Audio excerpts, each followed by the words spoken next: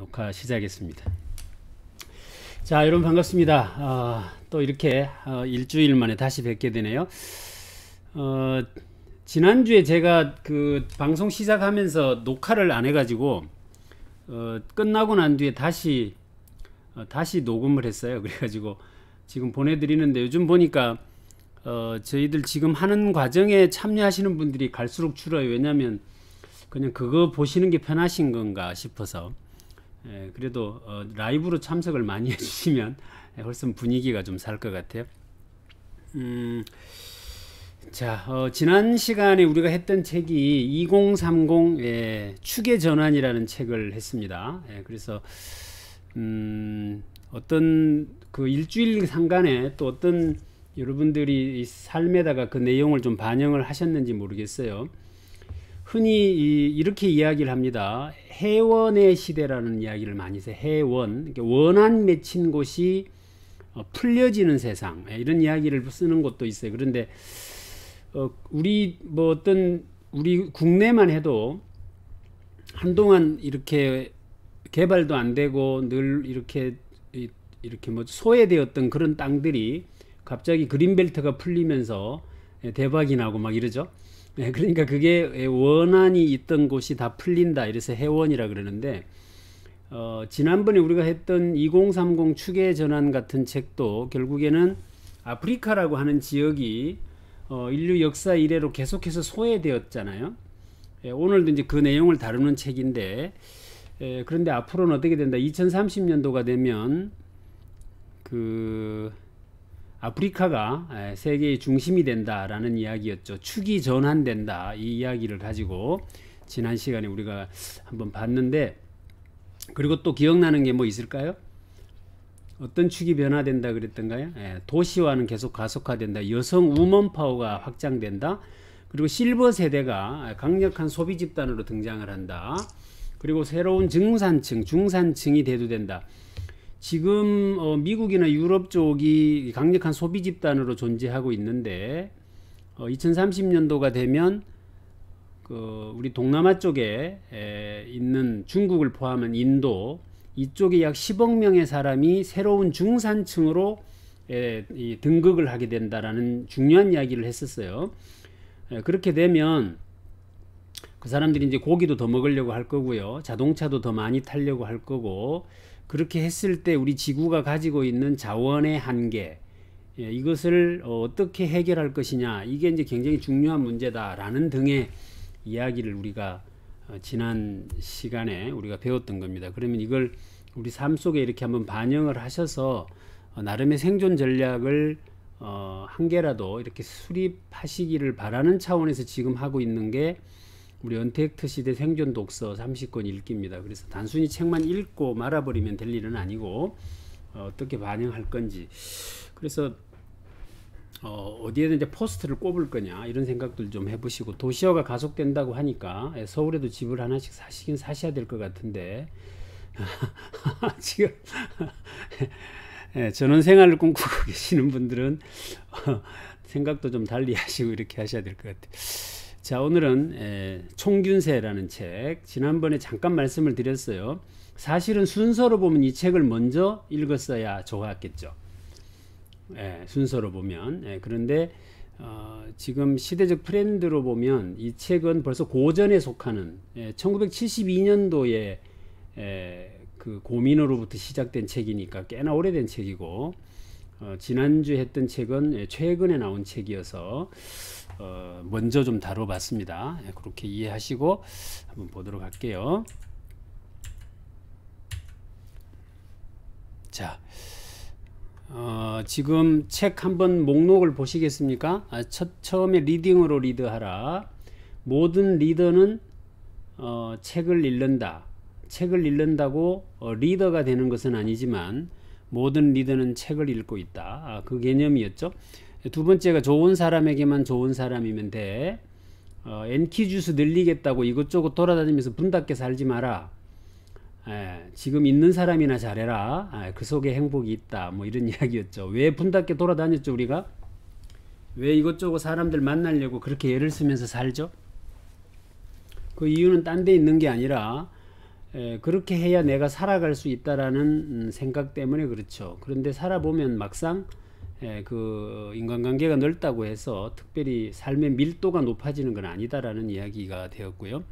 이어령 80년생각 그리고 2030 축의 변화까지 제가 왜 이걸 다시 한번 리뷰를 해드리는가 하면 제가 지금 범어도서관 북새통도 이번 주가 이제 끝나는데요. 끝나고 다음 주부터 다시 시작이 되는데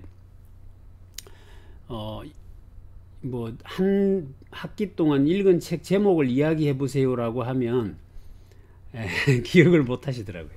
그래서 우리 저 누가 한번 따라해 봐 주시면 좋겠는데 김현정 선생님이 한번 따라해 보세요.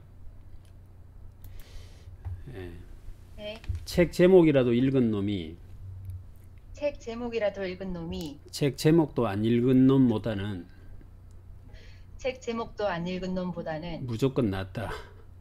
무조건 그러니까 낫다. 책 내용은 기억을 못 하시더라도 기본적으로 책 제목이라도 기억을 좀 하시면 좋겠다. 그런 이야기고요. 오늘 그래서 총균세, 다음 주에 호모사피엔스, 호모데우스 두 권을 이렇게 해서 진행을 할 계획입니다. 자, 질문. 책을 읽으면서 질문 3개를 만들 수 있다면 책을 성공적으로 읽은 것이라고 말할 수 있다. 이해되시죠? 책을 읽었는데 질문이 하나도 안 떠올라. 그러면 그것은 그 작가의 의도에 말려든 것이다. 작가의 주장에 함몰된 것이다. 때문에 그 작가를 직접 만났다고 생각하고 질문을 할 수 있어야 된다. 그럼 그 질문을 한번 만들어 보는데 오늘 이 생각을 하시면서 한번 책을 읽어보자고요. 들어보자고요. 나는 총균세를 가지고 있는가? 나는 총균세를 가지고 있는가? 그리고 내가 가진 총균세는 과연 경쟁력이 있는가? 또 나에게 총균세가 만약 없다면 그것은 환경 때문인가? 유전자 때문인가? 이 질문을 하시면서 오늘 책 내용을 접하시면 조금 생각이 이렇게 깊어지고 확장될 수 있겠다라는 생각이 들어서 질문을 드려봤고요. 질문보다도 강력한 힘은 자문에 있다 그러죠. 자문. 질문보다도 강력한 힘은 자문, 스스로에게 묻는 데에서 나온다 이런 이야기를 합니다. 그래서 자문도 한번 해보시면 좋겠고요. 자, 총균세 어떤 내용을 담고 있느냐? 왜 어떤 민족들은 다른 민족들의 정복과 지배의 대상으로 전락하고 말았는가? 그렇죠. 우리도 이 부분에서의 궁금증은 있죠. 우리 한민족도 뭐 계속해서 그런 어떤 침략을 받고 이렇게 했던 민족이기 때문에 왜 우리만 맨날 이냐 이런 생각 들 수 있죠. 왜 각 대륙들마다 문명의 발달의 속도의 차이가 생겨나는가? 인간 사이의 다양한 문명은 어디에서 비롯되었는가? 이 질문에 명쾌한 답을 주고 있는 책이 총균세다. 이렇게 해서 서울대학교 학생들이 가장 많이 읽은 책으로 꼽힙니다. 제가 이제 그런 이야기를 하죠. 우리 지방에 있는 학생들한테 그렇게 말을 하죠. 이 학교에서 치르는 시험에 있어서의 우열 때문에 누구는 수도권에 있고 누구는 지방에 있다 손 치더라도 생각까지도 우열이 있을 수는 없지 않느냐. 그러면 그들이 하는 생각 수준에서의 생각은 우리도 할 수 있지 않겠느냐. 이제 이런 이야기를 하는 거죠. 그래서 걔네들이 어떤 책을 읽었는지를 보고 우리도 이런 책을 같이 읽는다면 막걸리 한 잔을 하더라도 대화는 되지 않겠느냐. 뭐 이런 이야기들을 곧잘 해보는 겁니다. 그래서 거기에 대한 답을 주고 있는 책이다 이렇게 말씀을 드릴 수 있고요. 저자는 이 제레드 다이아몬드 교수라고 하는 분이세요. 이 캠브리지 대학교에서 생리학 박사를 하신 분이시고 사모님도 아마 같은 계통의 공부를 하신 분인 것으로 알려져 있어요. 그리고 쭉 이렇게 보시면 독일어, 프랑스어, 러시아어 등 수개 국어를 구사한다. 수개 국어를 구사한다. 일명 뭐라고 이야기를 하는가 하면 천재죠. 우리가 그 사람이 구사하는 언어의 수준이 그 사람 사유의 수준이다 이런 말을 합니다. 그렇죠. 그러니까 중국어를 구사하는 사람은 중국 사람의 사유까지도 할 수 있고 또 영어를 하시는 분들은 영어도 하실 수 있겠죠. 영어권의 어떤 사고도 자연스럽게 하실 수 있겠죠. 그러니까 이분은 지금 러시아, 프랑스, 독일어, 그리스, 라틴어 이렇게 해서 수개국어를 구사할 수 있는 분이다. 이렇게 소개가 되어져 있습니다. 1998년에 퓰리처상을 수상하셨어요. 그래서 뭐 굳이 더 많은 설명이 필요 없는 이분의 책을 보면 제3의 침팬치, 그리고 섹스의 진화, 문명의 붕괴, 이런 류의 책들을 집필하신 분입니다. 이 섹스의 진화 이런 책들도요, 굉장히 우리가 사관이라는 말을 쓰거든요. 사관. 역사를 어떤 관점으로 보느냐를 사관이라고 합니다. 그래서 종교적 관점으로 역사를 들여다 보게 되면 그게 어떤 역사적으로 종교적 관점으로 역사를 해석하기도 하고, 또 뭐 전쟁사 이러면 전쟁의 관점으로 역사를 해석하는 사람들도 있죠. 근데 섹스의 관점으로 역사를 한번 들여다보면 그것이 문명의 발달과 괴를 같이 해요. 그래서 굉장히 좀 색다르고 재밌는 내용들로 이렇게 진행되고, 자 이제 한번 하나씩 목차가 보시면 19장까지 있고요. 최근에 나온 이 업버전된 책은 일본의 출처, 일본은 어디에서 유래되었느냐까지가 부록으로 실려 있는 책으로 출판되어 있습니다. 그러니까 보시게 되면 굉장히 다양한 많은 내용들이 소개되어져 있어서 읽어 나가기가 만만치 않아서 이 책 또한 소장도서로 분류되는 그런 책이다. 자, 이 책이 쓰여지게 된 계기, 동기를 먼저 한번 보도록 할게요. 이분이 이 뉴기니에서 정치인 얄리라는 흑인 지도자, 흑인 정치인하고 바닷가를 산책을 합니다. 그때 그 흑인 정치인 얄리가 이렇게 물어요. 이 다이아몬드 교수에게. 당신네 백인들이 만든 화물은 우리나라까지 들어와서 이렇게 팔려나가고 있는데 왜 우리가 만든 물건들은 니네 나라에 안 팔리냐, 이렇게 물어요. 그리고 니네는 왜 잘 사는데 우리는 못 사냐? 백인들은 몇 명 되지도 않는데 되게 잘 사는데 왜 우리 흑인들은 이렇게 못 사냐? 뭐 이런 이야기를 이제 질문을 하게 됩니다. 근데 여기에서 답을 못 해요. 다이아몬드 교수가.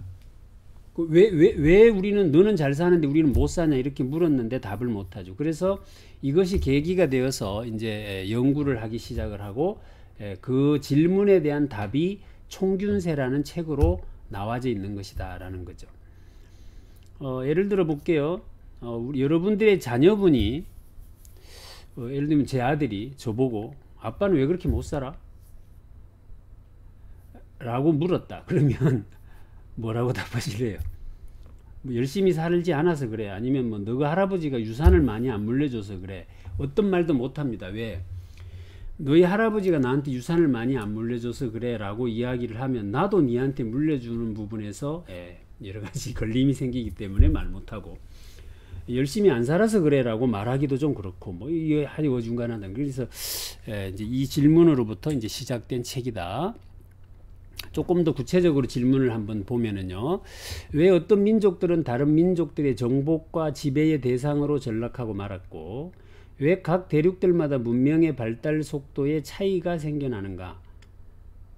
그리고 인간 사회의 다양한 문명은 어디에서 비롯되었는가라는 거예요. 그러면 이 질문이 지금 얄리라고 하는 정치인이 처음 한 질문이냐? 그렇진 않습니다. 우리 인류 역사가 발전되어 오는 과정에 이 질문에 대해서 수없이 많은 사람들이 이야기를 했더랬습니다. 그런데 그때까지 가장 지배적인 이 질문에 대한 답은 뭐였느냐? 그건 뭐였느냐면 종이었습니다. 종의 우수성. 그러니까 백인은 흑인보다 우수해. 원래 그래. 원래 종이 우수해. 머리도 좋고 체력도 좋고, 뭐 그래서 우리 백인들이 흑인들보다 잘 사는 거야 라는 논리가 그 전까지는 모든 이야기들의 중심에 있었다, 이 말이죠. 그나마 토인비 같은 사람들이, 유시민 작가가 쓴 역사 속 역사 그 책에 보면 토인비 같은 사람이 이런 이야기는 하죠. 그 어느 것이 답이라고 할 수는 없지만 환경론과 이 종의 우수선, 이것이 적당하게 이렇게 교차된다, 뭐 이런 이야기를 하기는 했지만 그 전까지만 해도 그렇고 지금도 상당한 부분에서는 종의 우수성 때문에 그렇다라는 게 설득력을 가지는데, 여기에 대해서 과연 그럼 제레드 다이아몬드 교수는 뭐라고 답을 하느냐 이 말이죠. 거기에 대한 내용이 이 책에 나와요. 우리 여러분들은 어떻게 생각하세요? 우리가 잘 살고 못 살고의 원인이 유전자에 있는 것 같으세요? 환경에 있는 것 같으세요? 만약 유전자다 1번, 환경이다 2번 한번 표시해 보세요. 2번. 2번 한번 볼까? 딴 사람들은? 네. 답변 안 하시는 분들이 훨씬 많네. 자, 아마 여러 가지 논란들이 있을 수 있는데 한번 여기에 대한 답을 하나씩 한번 짚어가 보도록 할게요. 자, 일반적으로 답변은 이 생리적 측면이었는데, 다이아몬드 교수는 딱 집어서 그거 아니야. 백인의 우수성 때문이 아니고 환경적 차이 때문이야. 그럼 환경이라는 것은 어떤 사람의 의지로 생겨난 거예요? 아니면 우연히 생긴 거예요? 우연히 생긴 거죠. 그렇잖아요. 그러니까 이분은 뭐라고 이야기하는가 하면 우연 때문이야 라고 이야기하는 거예요. 우연 때문이야 라고 이야기를 하는 것은 결국 종의 우수성에 기반해서 우월권을 행사하려고 하는 사람들에게 굉장히 경종을 울려주는 어떤 메시지가 되었다라고 볼 수가 있는 것이죠. 그래서 제가 전체적으로 한번 지난번에도 그랬지만 요점 정리를 좀 하고 가자고요. 그리고 뒤에 나오는 백데이터들을 한 번씩 살펴보면 혼란스럽지 않을 것 같아서 일단 한번 제가 여기서 이 글씨를 써보면 잘 안 써지긴 하던데 한번 써볼게요. 자, 일단 우리가 이야기하는 현재 상태입니다. 현재라고 하는 퍼포먼스죠. 현재의 성과, 성과라고 하는 것에 대해서 해석이 DNA 때문이다 이렇게 이야기하는 거죠. DNA. 우리 아이가 공부를 잘한다 못한다에 대해서 여러분들은 어떤 생각을 가지세요? DNA 때문이다라고 하는 논리가 굉장히 설득력을 가지고 있죠. 그러니까 우리 아이가 공부를 못하거든 내가 성적표가 내가 공부를 잘했는지를 한번 꺼내봐라. 성적표를. 그게 답이죠. 이것이 예전에는 그나마 좀 다행이었던 것이 뭐였죠?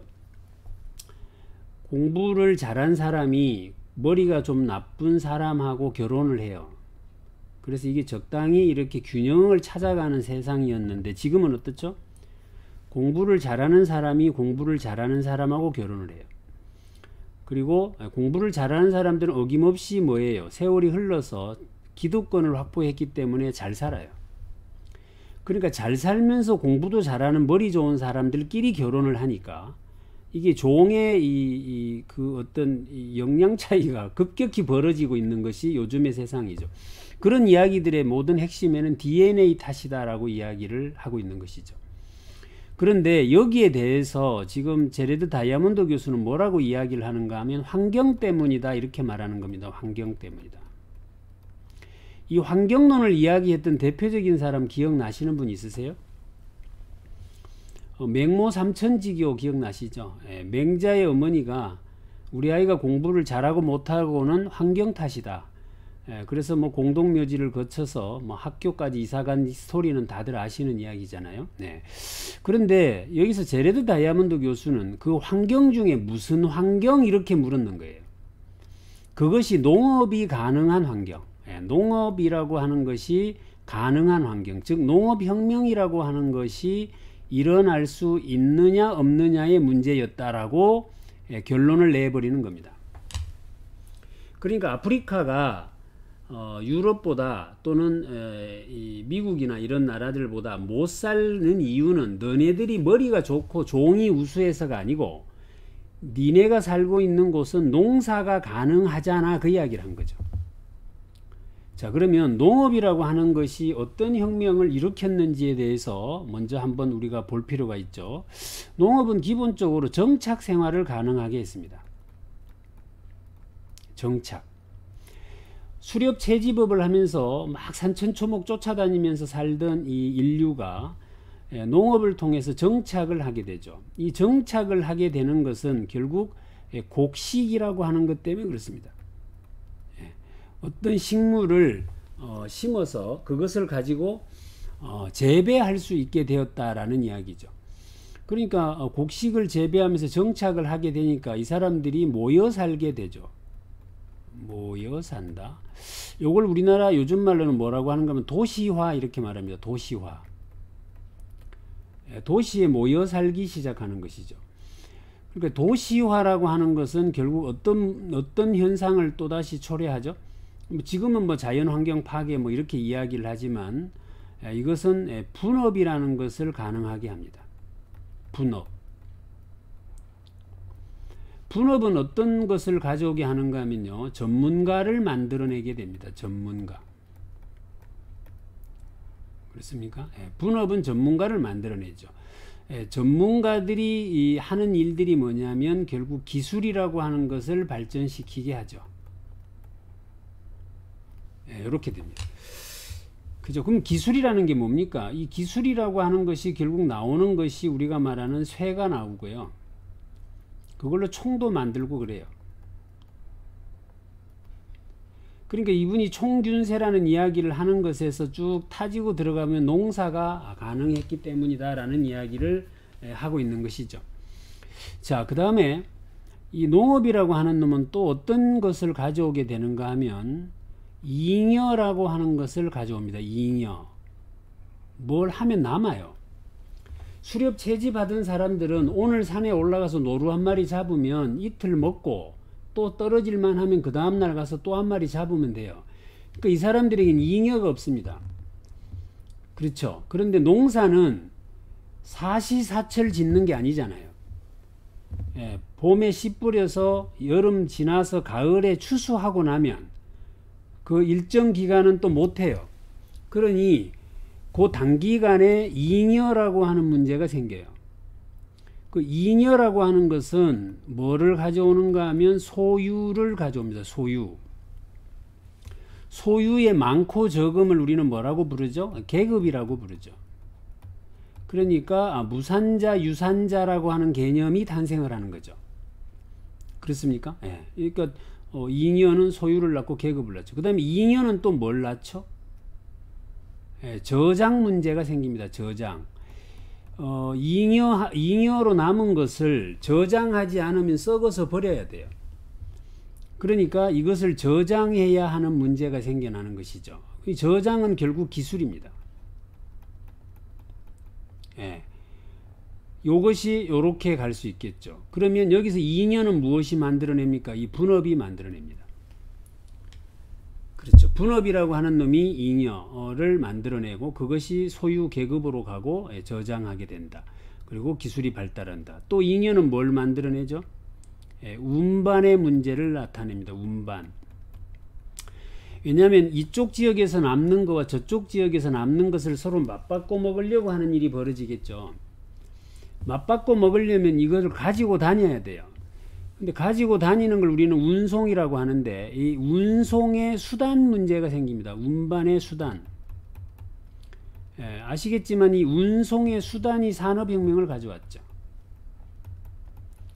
예를 들면 뭐 마차에 싣고 다니던 것을 우리가 기차로 운송하게 되고 뭐 이렇게 되면서 이제 엄청난 사회 변화가 벌어졌다라고 볼 수 있겠습니다. 자, 그 다음에 농업혁명이 뭘 가져오게 되는가 하면요. 이 잉여와 저장의 문제는 소유의 문제라고 그래요. 소유. 소유의 문제에 있어서 소유를 증명해야 하는 문제가 생기죠.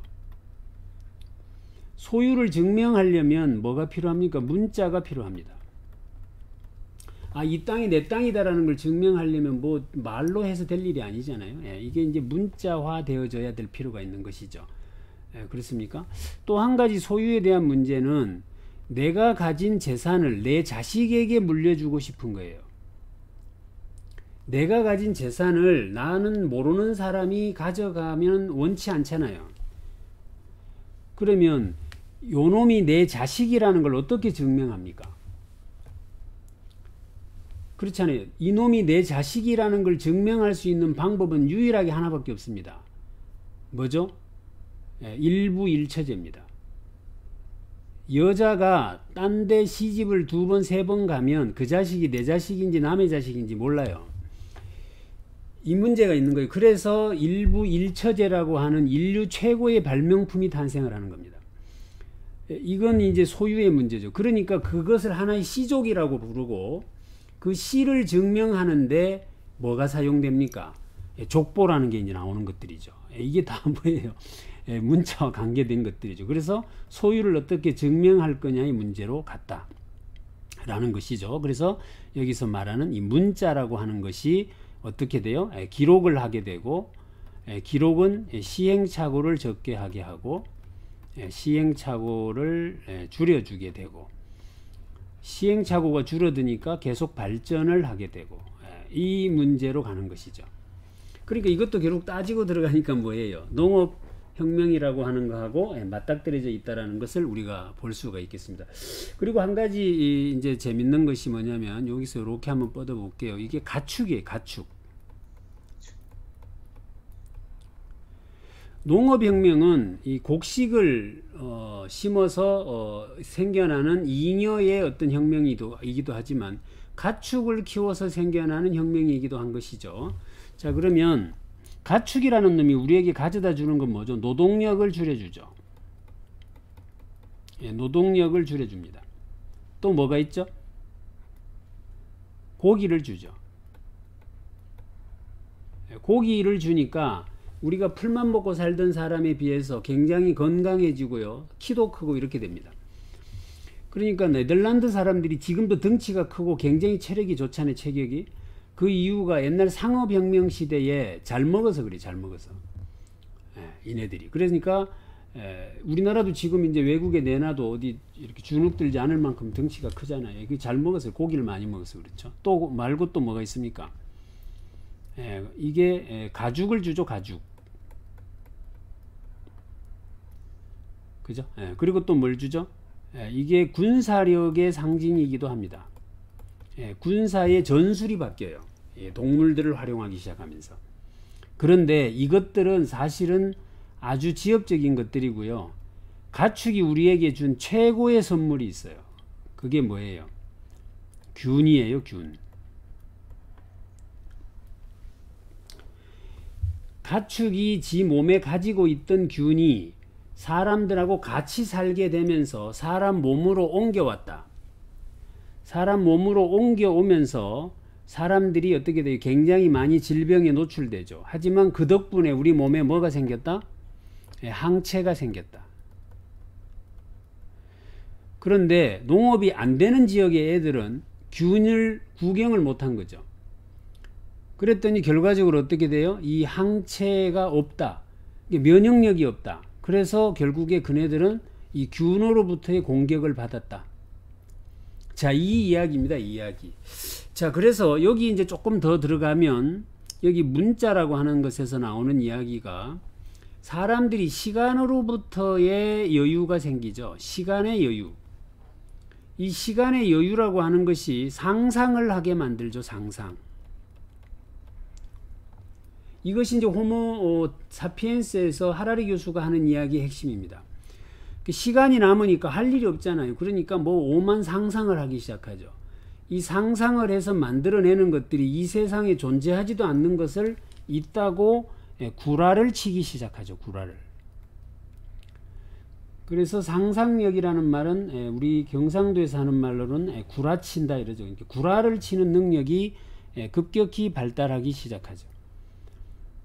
그렇지 않습니까? 그래서 구라를 쳐가지고 뭘 만들어내죠?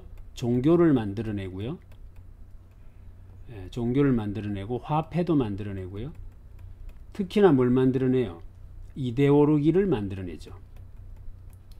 이데올로기라는 것은 지가 계속 임금을 해먹어야 하는 구라예요. 그것을 합리화하거나 정당화하기 위해서 만들어낸 하나의 지배체계죠. 이것을 이제 이 상상력을 발동해서 만들어내기 시작했다. 그러니 이것들이 결국 인류의 역사의 문명을 발전시켜 왔는데 그 중심으로 가봤더니 농업이라는 것이 있더라. 그 이야기를 하고 있는 것입니다. 지금 여러분들 화면에 안 보이는 거죠? 보여요. 아, 이게 지금 안 보이는구나. 이게 지금 저는 쓰고 있는데. 보이는데요? 아, 보여요? 네, 칠판이 보여요. 아, 오케이. 쓰고 있는 게 보여요? 네네. 예, 오케이. 보입니다. 오케이. 저는 안 보이는 줄 알고. 자, 보입니다. 이해되셨죠? 그러니까 이 책의 요약은 이게 다예요. 그러니까 니네들이 종이 열등해서 생겨난 이 차이가 아니라 농업이 가능했느냐 불가능했느냐. 농업이라 하면 곡식을 재배하는 것인데 이 식물 재배가 가능한 환경과 동물을 키울 수 있는 환경이 허용된 곳에서는 농업혁명이 일어나서 저 일이 다 벌어졌다. 근데 니네는 그것이 안 됐으니 저 일이 안 벌어진 거다. 때문에 니네는 못 살고 얘네는 잘 산다. 이 이야기를 써놓은 책이 총균세다. 이렇게 총괄적으로 정리를 해드린다면 이제 이해가 좀 되셨으리라고요. 그럼 지금부터 하는 이야기는 여기에 관계된 전부 백데이터들이에요. 이걸 이제 증명하고 있는 내용들인데 지금부터 그것을 한번 같이 살펴보도록 그렇게 하겠습니다. 자, 이제 우연이라 그랬죠. 우연. 그런데요, 살아놓고 보니까 어떻습니까? 이 부자가 되는 제일 좋은 방법은 뭐죠? 부자가 되는 가장 좋은 방법은 부자 아버지를 두는 거죠. 부자 아버지를 밑에서 태어나는 게 가장 좋은 방법이에요. 근데 그거는 내가 선택할 수 없는 문제가 있는 것이죠. 이런 것처럼 그냥 우연일 뿐이죠. 우연. 그러니까 이 환경, 농사를 지을 수 있는 어떤 이런 환경이라는 것도 우연에 의한 것이다. 그래서 이 제레드 다이아몬드가 비판을 받는 부분은 바로 이 지점이에요. 그러니까 이게 환경 결정론이라는 말을 하는데 이미 환경적으로 결정되어진 것 때문에 이런 일이 벌어졌다고 친다면 가난한 집에서 태어났는데 누구는 고시 패스해가지고 잘 되고 누구는 깡패가 된 거는 네가 어떻게 설명할 건데 이 문제가 있는 겁니다. 일리 있나요? 그렇잖아요. 똑같이 학교를 다녔는데 누구는 전교 1등을 하고 누구는 꼴찌를 합니다. 이거는 그러면 어떻게 해석을 할 건데 네가 그 말이에요. 이런 부분에서의 이론에 약간의 그 공격을 많이 받는 부분도 있지만 그 누구보다도 명쾌하게 인류 문명의 이 갭을 잘 설명해낸 책이 이 책이기 때문에 지금까지도 읽혀지고 있고 이 책을 읽으면서 제가 계속 어떻게 나에게 접목시켜 갈 것인가를 고민하셔야 돼요. 여기 적혀 있는 내용을 외우고 뭐 하는 거는 중요한 건 아니고 나에게 총은 무엇이냐 이거죠. 그럼 나에게 쇠는 무엇이고 나에게 균은 무엇이냐. 자, 제가 미리 의미부여를 좀 해봐 드릴게요. 총은 뭡니까? 총은 한마디로 이야기하면 내가 가지는 결정적 경쟁력 하나예요. 우리 이걸 뭐라 그러죠? 필살기라고 부릅니다. 필살기. 딱 갖다 대면 죽는 거 있냐고 당신한테. 그게 있어야 총이죠. 그 다음에 쇠는 뭡니까?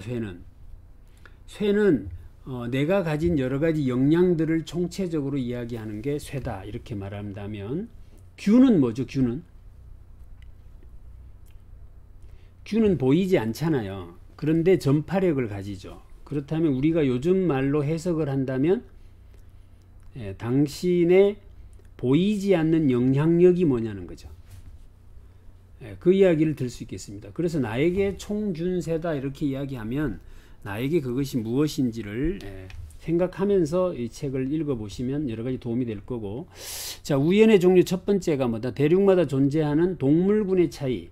그 동물의 힘을 이용했느냐 못했느냐의 차이. 그것 때문에 이 갭이 생긴 거다. 이 이야기를 하는 것이고요. 그 다음에 식물군. 그 지역에 자라는 식물의 종류에 따라서 다르다. 이런 예를 들어 볼까요? 의성 마늘 있잖아요. 의성 마늘.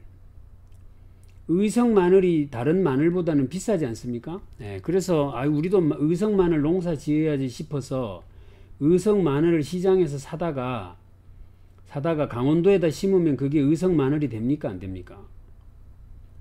안 됩니다. 그 6종 마늘이 안 나와요. 예, 그거 가면 또 그놈이 4종 마늘 내뿜니다. 그러니까 이게 환경의 차이죠. 그러니까 그 작물이 거기서 재배가 되느냐 안 되느냐 차이죠. 대구에 계신 분들이 이쁜 이유가 뭐라고요? 여기 사과가 많아서 그렇다면서요. 사과가 지금 재배가 안 되니까 다 못생겨지는 거잖아요. 그럼 못생긴 게 누구 탓이에요? 사과 탓이죠. 그러니까 제가 좀 비약해서 말씀을 드리는 건데 결국 이것은 우연의 문제다 이런 이야기죠.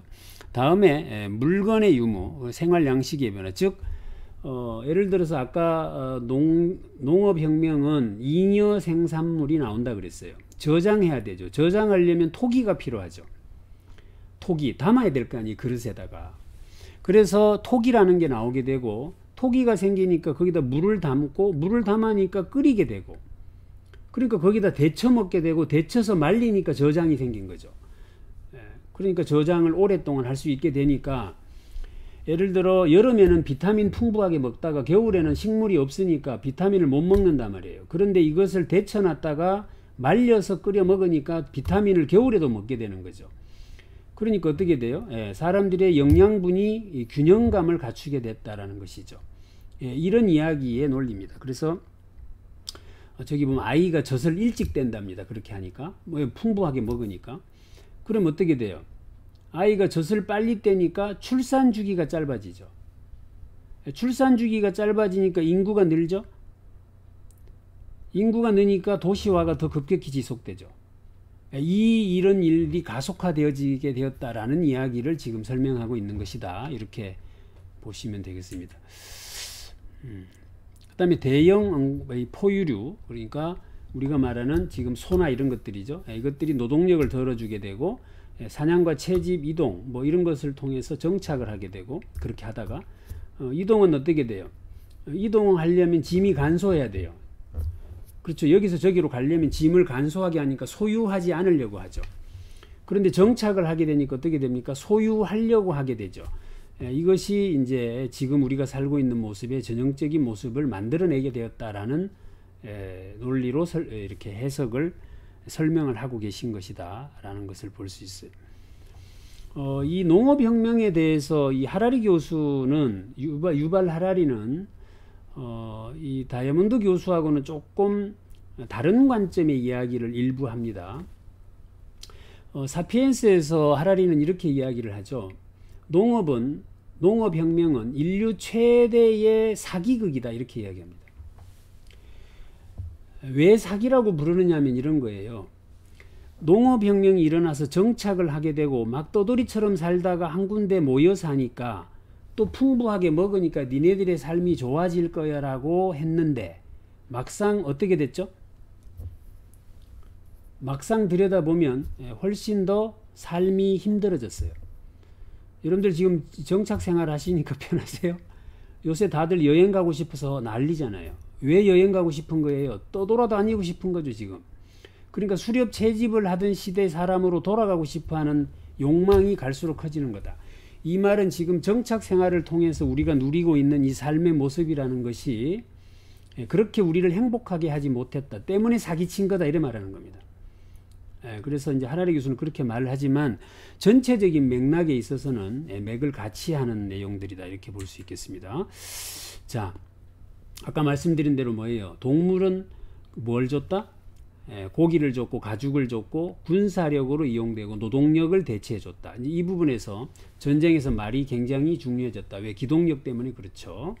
이 이야기를 하고 있고 또 동물이 우리에게 준 가장 결정적 선물이 뭐라고요? 균이라고. 균. 이번에 우리에게 가져다 준 그 코로나 19 이 균은 누가 준 거죠? 우리에게? 박쥐가 줬다는 거 아니에요? 박쥐가. 그러니까 박쥐가 우리 인간하고 같이 안 살았습니다. 근데 요놈이 요새 사람들이 막 이렇게 저거 살던 동굴도 다 없애버리고 거기 저거들 막 들어가서 여름에 놀고 자고 이러니까 잘 데가 없잖아요. 그 요놈들이 이제 자꾸 도시로 기 나오는 거죠. 그렇게 해서 얘네들이 가지고 있던 병균이 인간에게 옮겨졌다라는 이야기예요. 최근에 나온 이 대변혁이라는 이 제레드 다이아몬드 교수가 쓴 책이 있는데 그 책에는 어떤 이야기를 하시는가 하면 이런 이야기를 합니다. 인류가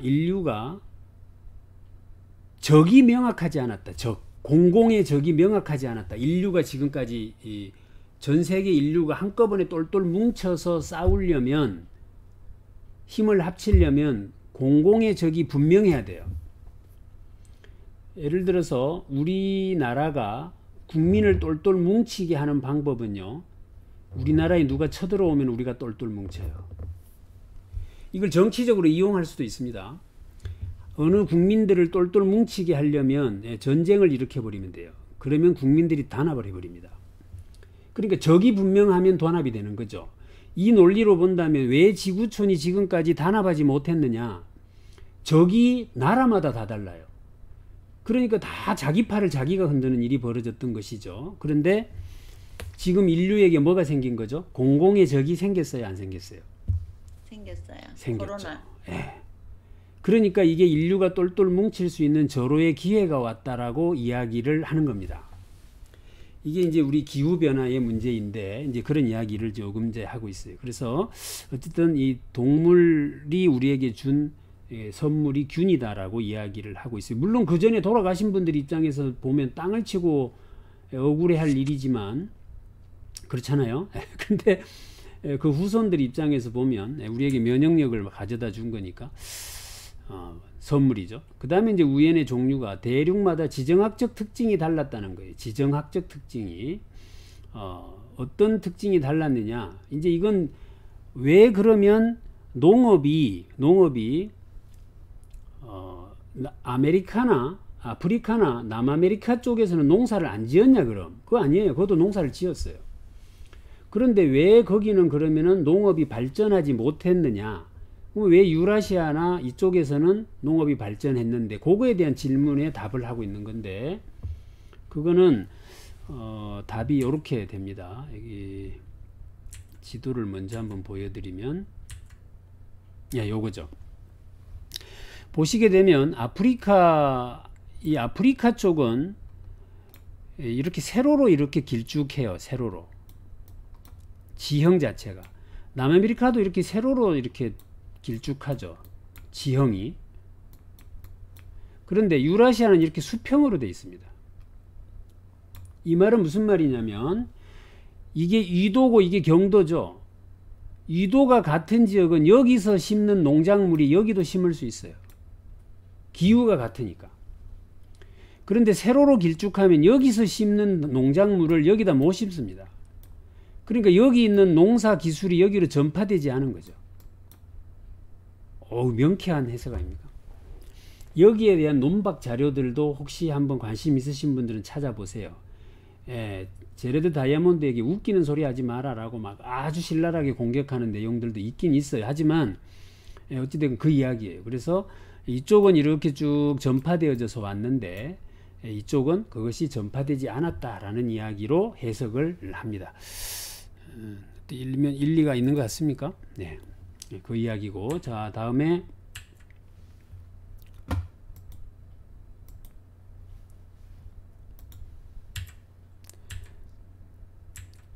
자, 우연의 종류 두 번째가 지정학적인 특징이 달랐다라는 이야기를 하고 있는 거예요. 그 다음에 세 번째 우연이 뭐냐면 국가의 정치적 상황이 달랐다라는 이야기를 합니다. 그러면 이 이야기는 어디서 나오는 이야기냐면 중국이라는 나라가 네 논리대로 말하면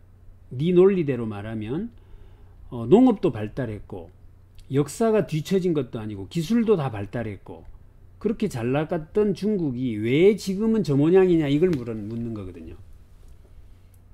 중국이 왜 그러면은 그렇게 많이 문명이 발달돼 있지 않느냐 이것에 대한 답을 이야기를 하는 것이 중국은 일찍 통일이 되어 있었다. 그런데 유럽은 일찍 통일이 안 되고 맨날 찌그덕거리고 싸웠다. 이렇게 답을 합니다. 이 이야기가 어떻게 해석을 해야 하느냐면 통일이 된 국가는 굉장히 안정적이죠. 안정적이면 자기 것들을 지키려고 합니다. 이게 보수가 강해져요. 보수 세력이 강하면 개혁하지 않으려고 들죠. 개혁하지 않으려고 드니까 어떻게 돼요? 안주하게 됩니다. 그것이 결국 문명의 발달을 저해했다라고 보는 거예요. 근데 유럽은 아시겠지만 하루도 조용한 날이 없었습니다. 저들끼리 매일 싸우고요. 그렇지 않습니까? 그러니까 거기서 어떻게든 살아남으려고 막 발부둥을 친 거죠. 그래서 걔들은 지금처럼 이런 발달된 문명을 가지게 되었다라고 해석을 하는 내용입니다. 자, 그러니까 큰 그림들을 한번 보시면 그렇게 해석이 되실 것 같고요. 예를 들어서 콜럼버스가 신대륙을 발견하려고 떠날 때 그것도 돈의 역사를 보면 아주 구체적으로 설명이 돼 있던데, 떠날 때 그 당시에 이 유럽의 상황이라고 하는 것이 금이 굉장히 부족한 상황이었어요. 그래서 금만 가져오면 엄청난 대박을 내는 그런 시대적 상황이 형성되어져 있으니까 콜럼버스가 나도 한번 가서 금을 찾아볼까 이 생각을 했다는 거죠.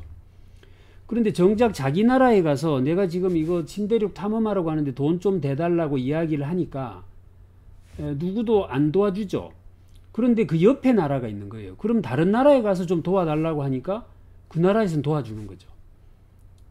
그런데 만약 중국에서 그랬다 하면은 왕이 안 돼 했으면 끝이에요.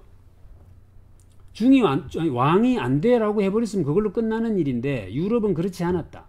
그러니까 여기서 안 되면 저기 가서 달라 그러고 뭐 이렇게 해서 어쨌든 자금을 모았고, 그래서 이제 스페인의 이 이사벨 여왕이 만약에 신대륙을 발견해서 무역 거래를 하게 되면 그 8분의 1의 지분과 거기 가서 금덩어리 찾아오면 그 10%를 달라라고 하는 조건 하에 이렇게 지원을 해줬다라는 이야기 등이 결국 뭐냐면 그것이 가능한 환경이 되어져 있었느냐가 중요하다. 그럼 이걸 우리 지금 삶에다가 적용을 해보면 어떻게 해석을 할 수 있을까요? 요즘 우리 아이들이 아이들 캐서 미안한데 요즘 우리 청년들이 뭐를 모른다는 거예요? 배고픔을 모른다는 거 아니에요. 어려움을 모른다는 이야기를 곧잘 하는데, 그러니까 풍족하게 해주는 것만이 능사는 아니다 라고 하는 이야기이기도 하고요. 또 나라가 지금 조용했으면 좋겠다는 이야기 많이들 하시죠. 그런 이야기 어른들 많이 하시더라고요. 근데 조용한 것만이 능사는 아니다. 시끄러운 게 오히려 정상일 수도 있다 라는 이야기죠. 그래서 우리 집에도 아버지가 한마디 하면 입 다 다물어 버리고 그죠? 그렇게 하는 집안보다는 아버지가 한마디 하면 자식이 막 대들고 막 이러는 집안이 나중에 더 잘 될 수도 있다. 뭐 그런 이야기도 되겠습니다. 이 자유분방한 의사소통이 가능한 그런 개념으로 해석을 해보면 맞을는지 모르겠습니다. 뭐 인류가 어떻게 이동을 했고, 여기 보면 아프리카에서 가장 먼저 인류는 출현을 했거든요.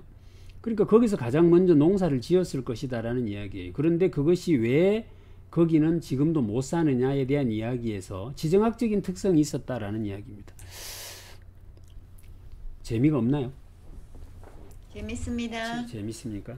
이게 사실 되게 재밌는 이야기인데 내가 왜 그걸 알아야 되지? 막 이런 느낌들, 이런 표정들을 지으시니까 제가 조금 근데 이걸 왜 알아야 되느냐? 제가 말씀드렸죠. 환경론으로 해석을 한다고요. 잘 살고 못 살고를. 그러면 지금 우리 집에 환경론을 접목을 시켜보라는 거죠.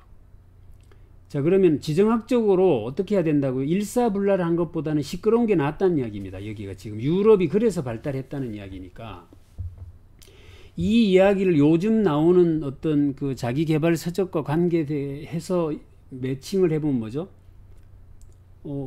커뮤니케이션이 다양하게 일어나도록 해라. 그 이야기를 메시지로 주고 있는 것과 같은 이야기다라는 것이죠. 제가 여러분들 오늘 그 수업 시작하기 직전에 틀어놨던 음악 혹시 들어보셨나요? 그게 바로 페루 잉카 문명의 본산지였던 그쪽에서 나오는 음악들이죠. 들어보시면 어때요? 라콘드 파사라든가 뭐 이런 음악들 있잖아요. 들어보시면 어때요? 막 슬프잖아요. 그 왜 슬프겠습니까? 슬픈 이유가 이 스페인의 군사 168명에게 잉카 제국 군사 8만 명이 개박살납니다. 그래서 잉카 제국이 한 방에 무너져 버리는 거예요. 이 아픈 역사를 가지고 있고 지금은 그 잉카 문명 하는 것들은 아예 존재하지도 않는 것처럼 이렇게 이야기가 되어지고 있잖아요. 이게 지금 그 이야기죠. 그래서 이 스페인 병사, 이 피사로가 이끄는 스페인 병사 168명이 이 이타우알파의 잉카 제국의 병사 8만 명을 완전히 박살내버리죠. 이 이야기가 굉장히 재밌어요, 사실은. 피사로가 이제 여기를 찾아가니까 이 이타우알파가 금마는 전쟁하러 왔는데 사실 금덩어리 뺏으러 온 놈이 피사로 금마는 완전 깡패거든요. 근데 손님 접대한다고 병사를 이끌고 영접을 하러 나옵니다. 얼마나 얼빵하면 왕이라는 사람이. 근데 이 피사로는 13년 전에 멕시코를 점령했던 그 기록을 다 읽어보고 왔어요. 그러니까 요것들을 어떻게 요리하면 되는지까지를 빠삭하게 알고 있는 사람이고, 이 잉카의 이타우알파라는 황제는 멕시코라는 나라가 망했는지 어쨌는지도 모르고 사는 거예요. 그러니까 전쟁하러 왔는데 영접하러 나오는 거죠. 이 기가 막힌 일이죠. 이때 이제 이 피사로가 성경책을 이렇게 왕에게 보내죠. 이 성경책을 이래 보고는 이걸 집어 던진 것과 동시에 이 스페인 병사들이 돌격 앞으로 공격을 합니다. 돌격 앞으로 딴 거 없이 총을 빵 쏩니다. 총을. 빵 소리가 나니까 태어나서 총소리는 처음 들어본 거예요. 이 8만 병사들이. 이 뭔 소리냐 이래가지고 혼비백산에서 도망을 가기 시작하죠. 난리가 난 거죠. 그래서 그날 해가 저물지 않았으면 다 죽었을 것이다 라고 써져 있어요. 그날 죽은 사람만 7천에서 8천 명이 죽었다 그래요. 그냥 막 죽이는 겁니다. 말 타고 가면서 막 죽이는 거죠. 이런 이제 아픈 역사를 가지고 있다 이 말이에요. 근데 이 이야기를 이 책에다가 써놓은 이유는 걔네들은 문자도 없었고 칼도 없었고 총도 없었고 아무것도 없었잖아요. 방패도 없었고. 근데 이 스페인의 얘들은 그걸 가지고 있었다 때문에 168명이 8만 병사를 무력화. 결국에 이 이타우알파는 생포가 됩니다. 생포가 돼가지고 방에다 가둬놓으니까 살려달라고 또 애걸복구를 해요. 그럼 뭐 줄래? 이래 물어본 거죠. 그랬더니 내 황금 줄게. 이래. 우리 가진 게 황금밖에 없다. 황금 줄게. 이래 된 거죠.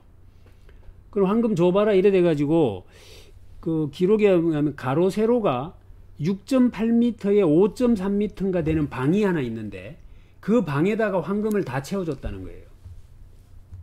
안 놀라시네. 와. 그래가지고 그 황금을 가져다가 아까 10분의 1을 여왕에게 바치기로 했잖아요. 왕에게. 그렇게 바치고 저들끼리 뿜빠이해서 가져가고 뭐 이런 일들이 벌어집니다. 이게 이 문명의 차이라는 것이 이런 엄청난 일을 가져왔다라는 이야기를 이 책에서 하고 있어요. 저 그림이 지금 피사로에게 붙잡히는 이 이타우알파 황제라는 사람의 그림이고, 뭐 이런 이야기가 사실은 뭐예요? 남의 이야기는 아니죠. 우리나라에도 있는 이야기. 이거는 책에 나오는 이야기는 아닌데, 우리 임진왜란 때 그저 신립장군 활 들고 싸우고 일부는 조총 들고 싸워가지고 문경세제에서 완전 박살난 이야기는 뭐 말씀 안 드려도 아시잖아요. 이것뿐이었습니까? 중국이라는 나라가 1841년에 아편전쟁 때 영국 저 군함이 이 네메시스라는 철갑선이랍니다. 이 철갑선에게 완전히 박살납니다. 그래서 동양 문화가 서양 문명에게 완전히 패배한 공식적 사건이 아편전쟁이죠. 이것도 결국 산업혁명을 기반으로 해서 기술이 발전했던 서양에게 동양이 굴복한 대표적인 사건이었다. 이렇게 이야기를 하는 것이고, 뭐 이 이야기하면 열받지 않아요? 동학혁명 말입니다. 동학혁명. 동학혁명 때 우리 동학군이요 36,000명이 죽습니다. 안 놀라시네. 근데 그때 일본군이 1명 죽어요. 이 무라사 소총으로 막 갈게 되는데 동학군 시체가 산을 이루었다. 이렇게 산을 이루었다. 이런 일들이 벌어졌던 게 꼭 어디 뭐 잉카 제국만의 이야기는 아니잖아요. 그게. 그래서 이런 것들을 한번 우리가 생각해 보면, 자 이제 힘의 원천이라고 해서 아까 말씀드렸던 그 질병 이야기를 합니다. 질병. 균을 가지고 있고 원주민은 균이 없었다. 그 이야기예요. 실제로 이렇게 했답니다. 콜레라에 걸린 사람이 덮고 자던 담요를 원주민에게 선물을 주는 거예요. 놀라시네. 이게 놀랄지인데, 자 보세요. 아니 내가 뭐 균이 있는지 없는지도 모르고 갔는데 인마들이 갑자기 시름시름 앓는 거야. 그러더니 자꾸 죽는 거야. 그래 저도 조사해 봤겠죠. 인마들 왜 죽지? 설사하고 막 이러는 거 보니까 옛날에 저거 동네 누구 죽는 거하고 비슷한 거야. 이것 봐라. 이게 질병으로 죽는구나. 이거 안 거죠. 근데 지는 면역체가 있고 항체가 있으니까 저거들 덮던 이불 같은 거를 선물이라 그러면서 준 거예요. 그러니까 그 원주민들은 웬 선물이냐 싶어서 그거 덮고 잤는데 다 병 다 걸린 거죠. 그래서 총으로 죽은 사람들의 숫자보다 병균으로 죽은 사람이 월등히 많다. 그게 95%였다. 이 놀라운 이야기입니다. 제가 한번 저번에 그런 이야기를 드렸잖아요. 병원군으로 어떤 대륙을 점령해 봤던 경험을 가진 그 민족이 그 맛을 잊었을까? 어쩌면 지금도 그 맛을 그리워하고 있을런지도 모르죠. 맞잖아요. 총 들고 가서 막 싸워가지고 그 나라를 뺏은 게 아니잖아요. 그건 아주 소수고, 이거 뭐 병균 조금 퍼뜨렸더니 다 죽어본 거죠. 이 맛을 잊고 있을까? 이건 한번 생각해 볼 일이다. 자, 힘의 원천 문자라는 거예요. 문자. 그러니까 문자가 시행착오를 줄이게 했다라는 것이죠. 문자가 왜 생겼다? 농사를 지으니까 소유를 증명해야 되고, 시간 남으니까 상상력을 발동한 거고, 상상력을 발동해서 구라를 치려니까 문자 같은 게 있으면 좋고, 이게 내 거라는 걸 증명해야 되니까 이 문자 같은 게 필요했다는 이야기예요. 근데 그 문자가 결국에는 이 엄청난 일을 일어나게 했다라는 이야기를 설명을 하고 있는 것이다. 식량 생산의 기원, 아까 제가 여러분들이 설명을 드렸던 내용이고요. 그래서 결국 농업이라고 하는 것이 유산자, 무산자까지 탄생을 하게 만들었다라는 이야기가 진행이 됩니다. 시간이 이제 거의 다 돼가서 빨리 진행을 할게요. 여기 재밌는 이야기가 하나 있어서, 요건 제가 아까 처음에 설명 다 했던 내용들이니까. 자, 농업인이 수렵인보다도 월등히 우월했던 이유, 월등히 우월할 수밖에 없었던 이유, 그것은 그 당시에 야생 먹거리가 점차적으로 감소하는 추세에 있었다 그래요. 그것이. 그리고 가공 저장 기술이 이제 발달하고, 그 다음에 작물 가능 식물의 식별 능력, 이게 키워도 되는 식물인지 아닌지를 식별하는 능력, 이것이 굉장히 경쟁력을 가지게 했다라는 이야기고, 그리고 굉장히 의외인 것은요, 식량 생산자들보다 수렵 채집하던 사람들이 훨씬 더 역량이 우수했대요. 왜 그랬느냐? 이유는 인구 밀도가 높았기 때문에 오히려 산천초목 뛰어다니면서 노루 잡아 먹을 때보다 먹거리가 적었다는 얘기예요. 그 이야기를 합니다. 그러니까 어떻게 됐어요? 결국에는 부가 독점적으로 누군가에게 소유되어지고, 뭐 그런 이야기죠. 얼마 전에 어디 보니까요, 그 경주에 우리 그 경주 채씨 나오잖아요. 그때 소작인들이 소작료를 얼마 갖다 바쳤는지 데이터가 있는데, 소작료가 50%더라고요. 아주 싸게 해준 거래, 그게. 그러니까 내가 농사 지어가지고 50% 갖다 바치는 겁니다. 그러니까 당연히 그 밑에 있는 사람들은 산에 가서 토끼 잡아먹을 때보다 영양실조가 더 심했을 수 있겠다라는 생각이 들어요.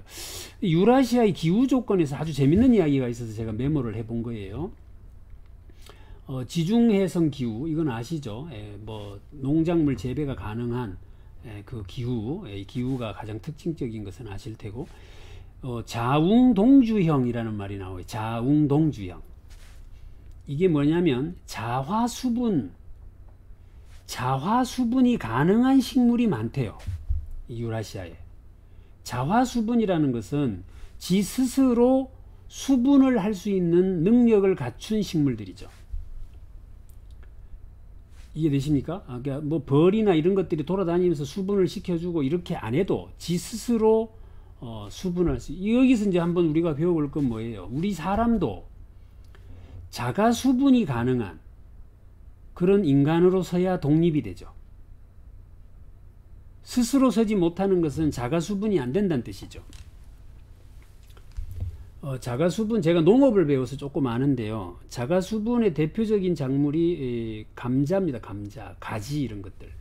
그런 놈들은 꽃이 모양새가 어떻게 생겼냐면요.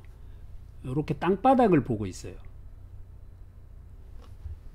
그러니까 벌이 와서 수분을 식혀줘야 되는 꽃들은 이렇게 해벨레하고 다 이렇게 벌어져 있습니다. 꽃이. 근데 자가수분하는 것들은 대가리 숙이고 있습니다. 그러니까 나 스스로 쓸 수 있다. 예. 이것도 굉장히 재밌는 이야기예요. 예. 그래서 의외입니다. 이 책에서 이 안나 까레니나의 법칙이 등장을 해요. 안나 까레니나의 책의 첫 문장이 뭘로 시작되죠? 행복한 가정은 모두 엇비슷하고 불행한 가정은 그 이유가 제각기 다 다르다. 요게 안나 까레니나의 첫 문장입니다. 그래서 이걸 인용하는 작가들이 많더라고요. 근데 여기서도 그 이야기를 하면서 가축화할 수 있는 동물들은 거의 엇비슷하더라. 그 이야기를 꺼내가지고 덧붙여서 설명을 하는데 굉장히 재밌는 표현이라는 생각이 들었어요. 그러면서 하는 말이 가축화의 5대 조건이라고 해서 나오는 게 있어요. 이거 재밌어요. 한번 볼게요. 그러니까 우리가 가축으로 키우려면 그놈들이 특성이 5가지가 맞아야 된다는 거죠. 첫째는 적게 먹고 살이 빨리 쪄야 돼요. 이게 식성의 문제예요. 예를 들어서 소 한 마리가 450kg이고 사자도 한 마리가 450kg이라면 소 한 마리 키우는데 옥수수 4,500kg을 먹는데요. 그러니까 옥수수 4,500kg를 먹고 소가 몸무게가 450kg 나가는 거예요. 근데 사자는 그 소 10마리를 먹어야 450kg가 된대요. 그러면 사자는 뭐예요? 가축으로 사육하기에 조건이 안 맞는 거예요. 그죠? 자원 낭비가 너무 심한 거죠. 그 다음에 성장 속도예요. 빨리 커야 돼요. 여러분들 아시겠지만 닭 있잖아요. 여러분들 통닭 집에서 튀겨 드시잖아요. 한 마리씩 시켜 드시잖아요. 그 통닭 그게 며칠 키운 겁니까? 60일. 네, 얼마요? 60일. 60일. 예. 2달 정도도 채 안 키울 거야 아마. 예. 그러면 한 마리 그로 잡아먹는 거예요. 그러니까 굉장히 빠르죠. 돼지는 어떻습니까? 돼지는 180일 키우면 90kg 됩니다. 돼지는. 그러니까 잠깐 키우면 금방 한 마리 잡아먹을 수 있는 거죠. 그런데 코끼리 이건요. 15년을 키워야 이게 한 마리 잡아먹는 이게 15년을 어떻게 키워요? 그러니까 이게 성장 속도에 문제가 있다는 거죠. 그 다음에 짝짓기 습성에 문제가 있대요. 여기 재밌는 표현이 교미 전에 구애 과정이 없는 동물만 사육이 가능해요. 이 무슨 뜻이냐? 사자나 호랑이 같은 것들은 보면 번식기가 되면 순놈들끼리 전쟁을 합니다. 그죠? 그걸 해서 이긴 놈이 거기 있는 암놈을 다 차지하죠. 이게 구애작전이 구애작전. 일정한 시기가 되어서 그렇게 구애작전을 거쳐야지만 되는 동물들은 사육이 안 돼요. 그런데 우리가 집에서 키우는 동물들은 어때요? 뭐 그런 거 없잖아요. 때 되면 그냥 임신하고 때 되면 새끼 놓고 그러는 거지. 가들이 뭐 그 돼지우리 안에서 막 싸워가지고 임금이랑 하고 이런 거 없잖아요. 그러니까 그 계약이고. 그 다음에 성격이 굉장히 온순해야 돼요. 회색곰 입마리, 회색곰 이게 몸무게가 750kg 정도 나가니까 한 마리 잡아놓으면 먹을만 하잖아요. 먹을 게 많잖아요. 곰이. 그런데 요놈은 성격이 포악해서 키울 수가 없다 이 말이죠. 그 다음에 확 길하면 겁을 먹어야 된대요. 그래서 겁을 먹는 특성을 가지고 있어야 요 가축화가 가능한데 해필 이런 동물들이 아프리카에는 없는 거예요. 해필 이런 동물이 남아메리카에는 없는 겁니다. 그게 유라시아 쪽, 유럽 이쪽에 분포되어 살고 있더라는 거죠. 그러니 이게 우연이다 이 말이죠. 우연. 그 이야기를 하고 있습니다. 가축의 이점 아까 말씀드렸죠. 노동, 털, 고기, 젖, 비료, 군사 그리고 균까지 선물해 준 게 가축화됐다. 이제 이것이 남아프리카 대륙은 남북축이고 유라시아 대륙은 동서축이어서 이 전파 속도가 굉장히 빨랐다, 이런 이야기를 하고 있습니다. 이 양반이 아까 생물학과 교수라 그랬잖아요. 그러니까 세균의 진화 방법에 대해서 막 아주 이렇게 세밀하게 적어 놓고 계시는데, 세균의 진화 방법인데, 지금 우리 코로나19가 채택하고 있는 세균의 진화 방법이 6번째예요. 속임수 전략. 세균이 어쨌든 생존하려고 하는 방법은 6가지가 있는데, 수동적 방법으로 때가 될 때까지 기다리는데, 이렇게 계란이 썩을 때까지 기다리는 거예요. 그래서 계란 썩은 걸 먹은 사람에게 옮겨간다는 거죠. 이건 아주 전통적 방법. 숙주의 도움, 누가 쓰던 어떤 물건에 묻어 있다가 넘어가는 이 방법. 재치기를 유도한대. 감기 같은 세균들은 재치기를 하게 해서 거기에 튀어나가 가지고 딴 사람에게 가는 이 방법을 쓰고, 근데 속임수 전략이 뭐냐면 변종 바이러스예요. 내가 위험하다 싶으면 딴 걸로 바뀌어 버린대, 분자 구조가. 이렇게 해서 생존하는 이런 방식들이 세균의 진화 방법이다라고 이야기를 하고 있습니다. 문자가 처음 만들어진 곳은 식량이 생산이 시작된 곳에서 만들어졌다라는 이야기도 적혀 있고요. 이것도 재밌는 이야기예요. 초기 문자는 정치 제도의 필요 목적이었는데, 비축 잉여 식량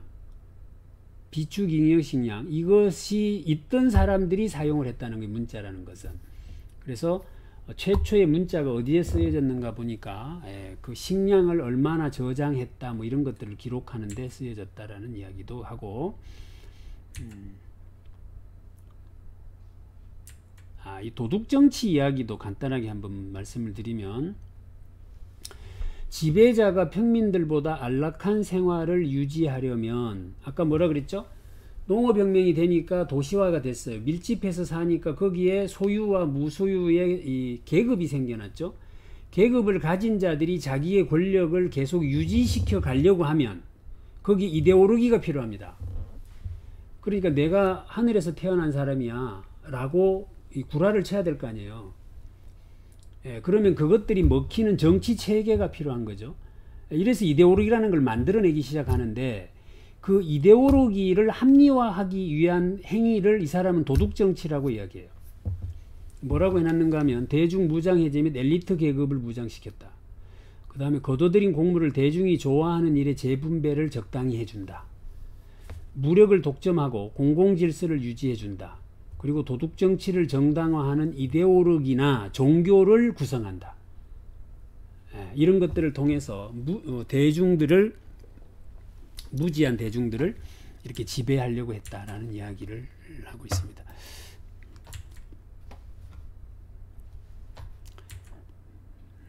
자, 이제 에필로그니까 기운 좀 차리시고 눈에 힘을 좀 내보세요. 다들. 에필로그 이제 마지막에 이런 이야기를 합니다.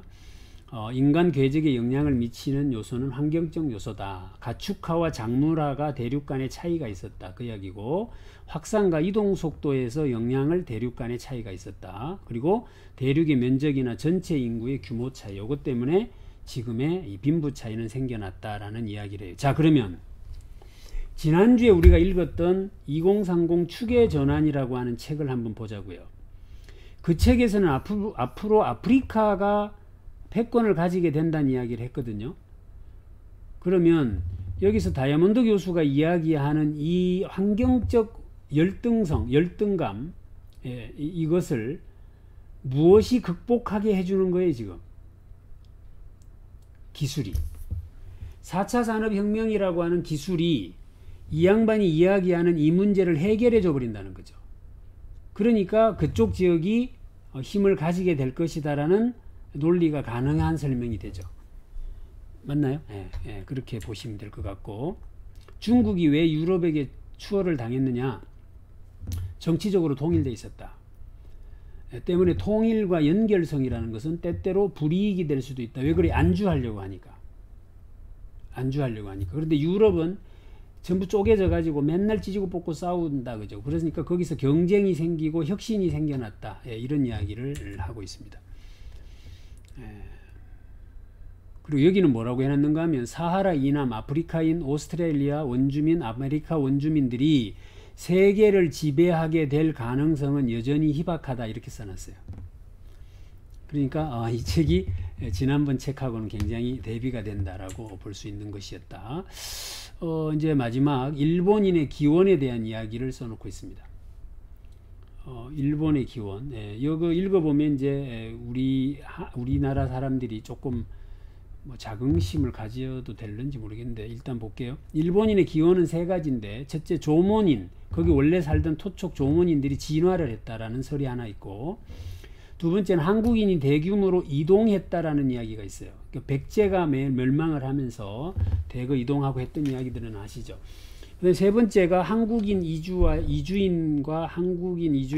그 토촉 사람들이 절충해서 이렇게 일본인으로 지금 나타났다라고 하는 이 세 가지 설이 있다라는 거예요. 그런데 자기는 한국인이 영향을 끼쳤다라는 데 대해서 두 가지 이유로 자기는 신빙성이 있다라고 주장을 합니다. 첫째는 일본 사람들 유전자 검사를 해보면 한국인들이 가진 유전자가 훨씬 많대요. 지금 일본 사람들 유전자 검사를 해보면. 그리고 이 한국의 신라어하고 한국은 신라어하고 비슷하고, 지금 한국말은 일본은 고구려 말하고 비슷하대요. 예, 이런 부분을 볼 때 일본은 한국에서 영향을 받았다라는 것은 틀림없는 사실인 것 같다, 이런 이야기를 해 놓고 있습니다. 이제 다 했어요. 박수. 뭐 원체 여기에 대해서는 많은 분들이 이야기를 하시는 내용이기도 한데, 아까 제가 이렇게 전체적으로 보여드렸던 왜 빈부 차이가 생겼느냐, 여기에 대해서 환경적인 요인이다라고 써놓은 책이 이 책이다. 그런데 그 환경이 뭐다? 총균세다. 총균세가 발달할 수 있게 되었던 것은 농업혁명 때문이다. 즉 농사를 지을 수 있느냐 없느냐의 문제가 오늘날의 빈부 차이를 가져왔다. 이렇게 설명하는 책이다. 이렇게 전체적으로 말씀을 드릴 수 있을 것 같습니다. 자, 이렇게 해서 오늘은 마무리가 됐고요. 다음 주에는 지금 제가 뒤에 표지를 못 만들어 왔는데, 다음 주에는 호모 사피엔스 호모 데우스, 이 책은 사실은 두 권 합치면 페이지가 1200페이지가 넘어요. 그래서 이 책보다도 월등히 많은 책인데, 그 내용을 요약해서 1시간 조금 남짓한 시간에 두 권을 동시에 요약해서 설명을 좀 드리도록 그렇게 해보겠습니다.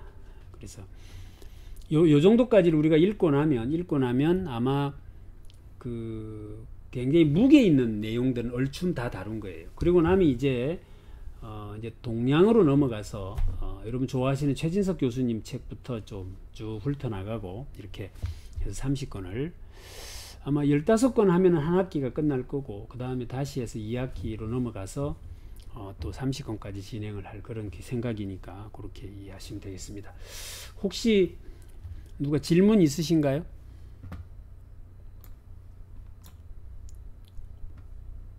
질문 있으면 손 들고 해주시면.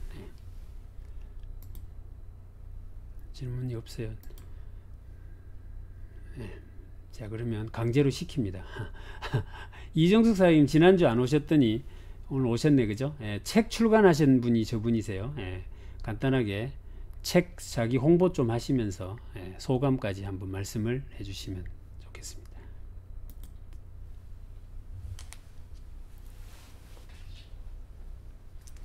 소리가 마이크 켜시고. 네, 안녕하세요. 장안의 화제 산타할머니입니다. 나는야 산타할머니. 예, 3월달에 책이 출간이 됐는데요. 예, 얼마나 또 열심히 살다 보면 12월달 크리스마스 때 또 멋진 결과를 만들어내는 산타할머니, 선물이 많은 세월이 아니겠나 하면서 3월달에 책이 냈는데요. 함께 좀 관심 가져주시면 좋겠습니다. 오늘 지난주에 제가 너무 오고 싶었는데 바운다리에 주변에 어떤 사람이 있느냐에 따라서 술 마시고 놀자고 해가지고 저는 오고 싶었는데 못 왔습니다. 그래서 어떤 사람과 함께 하느냐가 굉장히 중요하구나 생각을 했습니다. 오늘 너무나 좀 어렵지만 잘 들었고요. 집에 책은 있었지만 제가 몇 페이지를 봤는가 모를 정도로 오늘 그래도 1시간 동안 굉장히 잘 들었고 또 한 페이지씩 또 볼 수 있을 것 같습니다. 감사합니다. 좀 졸기도 했습니다. 오늘 과거였는지. 박수 주시고요. 네, 고맙습니다. 네, 고맙습니다. 네. 질문 기억나세요? 나에게 총균세는 무엇인가? 있으세요?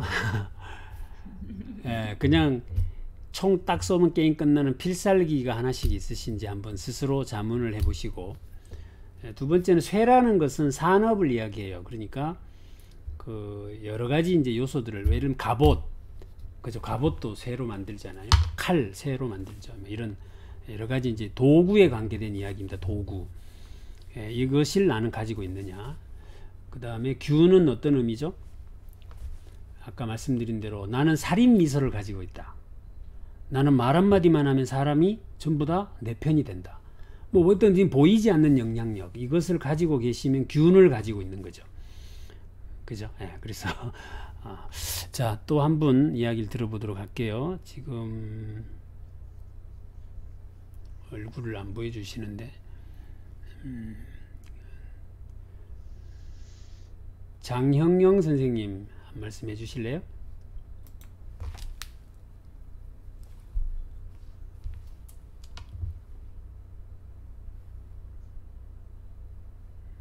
말씀 잘 들었습니다, 교수님. 저는 서울에 있는 장형룡입니다. 오늘 그 총균세 이 책을, 사실 저도 이 책은 갖고 있습니다. 맞아요. 책은 갖고 있는데 이렇게 그 심도 있게 분석을 해서 오늘 들어보니까 정말 그 많은 것을 느꼈습니다. 그리고 그 처음에 우리 저 원장님 말씀하셨던 그 질문, 화두가, 그걸 그 생각을 하면서 한번 들어보니까 정말 그 의미 있는 책이고 다시 한번 좀 잘 읽어봐야 되겠다 하는 뭐 그런 생각을 좀 가졌습니다. 강의 잘 들었습니다. 고맙습니다. 네, 고맙습니다. 네, 그렇죠. 네, 그 자기 자녀분들에게 그 물하다 소총 한 10자루씩 선물해 주시면 자녀들이 살기가 훨씬 수월치 않겠어요? 그죠? 근데 총을 안 물려주고 뭐 화살 이런 거 뭐 물려주고 이래가지고 애들이 살겠나 싶어요. 그래서 화를 하나씩 준비 좀 하시고.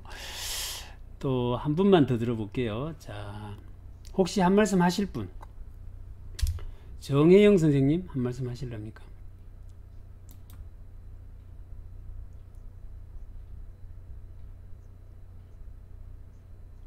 안녕하세요.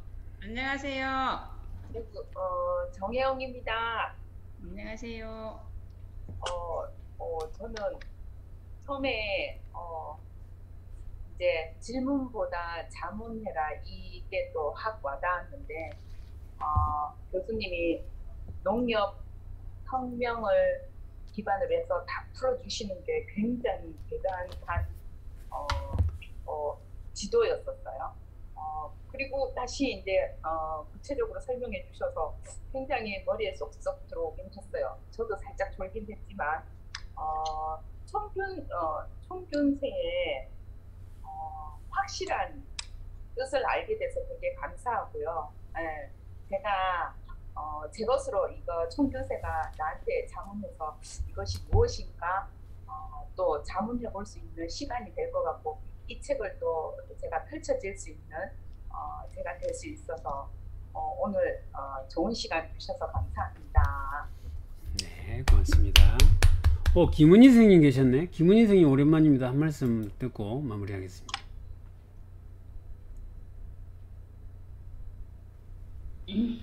반갑습니다. 들리시나요? 네. 네, 열심히 잘 듣고 있습니다. 살짝 졸려서 비디오를 잠깐 껐고요. 네, 저 역시 조금 오늘은 어렵다는 생각을 하면서 들었고요. 근데 이제 처음에 질문 그 지처럼 그걸 연결해서 생각하면서 들었습니다. 나에게 총균 쇠 이것이 무엇일까? 아직 멀었구나라는 반성을 하면서 또 들었던 아주 소중한 시간이었습니다. 감사합니다. 네, 고맙습니다.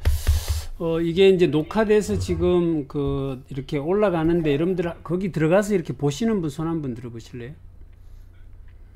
거기 가서 보시는 분들, 예. 지금 그 유튜브에 올려놓고 다시 볼 수 있도록 하고 있어요. 그러니까 거기 가서 한 번 더 들으시면 좋고, 제가 한 거 말고도 뭐 원체 많아요. 그러니까 그런 것들 한 번 더 보시면 머리에 완전히 각인이 될 것 같아요. 그래서 그렇게 활용하시면 뭐 어찌됐건 이건 제가 볼 땐 인류 역사가 끝나지 않는 한은 해석이, 인류의 문명을 해석하는 시각이 존재하는 한은 안 없어질 것 같아요. 그러니까 이제 그 앞에서 보면 다윈의 이야기, 그 다음에 아까 토인비 이야기, 그리고 다시 이제 이 사람의 이야기까지 쭉 이렇게 계보가 있어요. 계보가. 그 내용을 알고 싶으신 분들은 유시민 씨가 쓴 그 역사 속의 역사인가 하는 책이 있어요. 그 책을 보시면 그 내용들이 쭉 정리가 되어 있으니까 한번 활용하시면 좋을 것 같습니다. 자, 오늘 이렇게 마무리하도록 하고요. 다음 주에 호모 사피엔스, 호모 데우스를 가지고 뵙도록 하겠습니다. 수고하셨습니다. 마치겠습니다. 감사합니다. 교수님 감사합니다. 네. 수고하셨습니다.